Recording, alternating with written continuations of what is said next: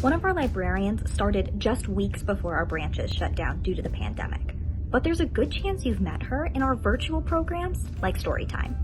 3.5 weeks at the branch, and then boom, the coronavirus, COVID-19, and we began to work at home. So I really didn't get to know the kids that come to Mount Pleasant. Margaret Hollar is the Children's Services Manager at the Mount Pleasant branch.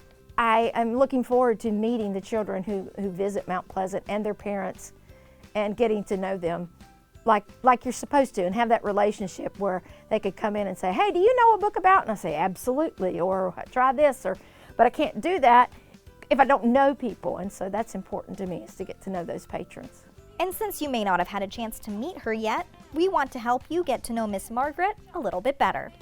Margaret spent 30 years as a drama teacher in North Carolina elementary, middle, and high schools. And then one day, a book recommendation changed her life. I read 2 books that the librarian suggested to me. One was The Giver by Lois Lowry, and the other was Holes by Louis Sachar. And both of them gripped me so emotionally, I couldn't stop reading them. And I ran into the librarian's office and I said, I've got to do what you do because I have to make sure everybody reads these 2 books.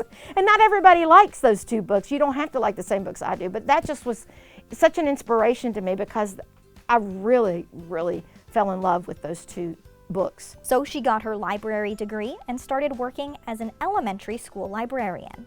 I like making sure that people, especially kids, understand that your mind should always be open to information.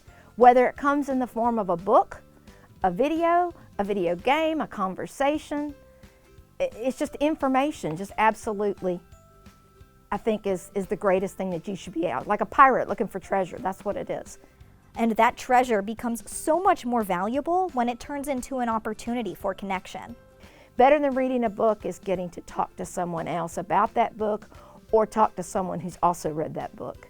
Because I mean, you could be one race, I could be another. You could be old, I could be young. You could be young, I could be old. It doesn't matter where we come from or who we are. If we read the same book, we have something in common. Margaret says she loves spending time in the pool, watching movies, and learning about history.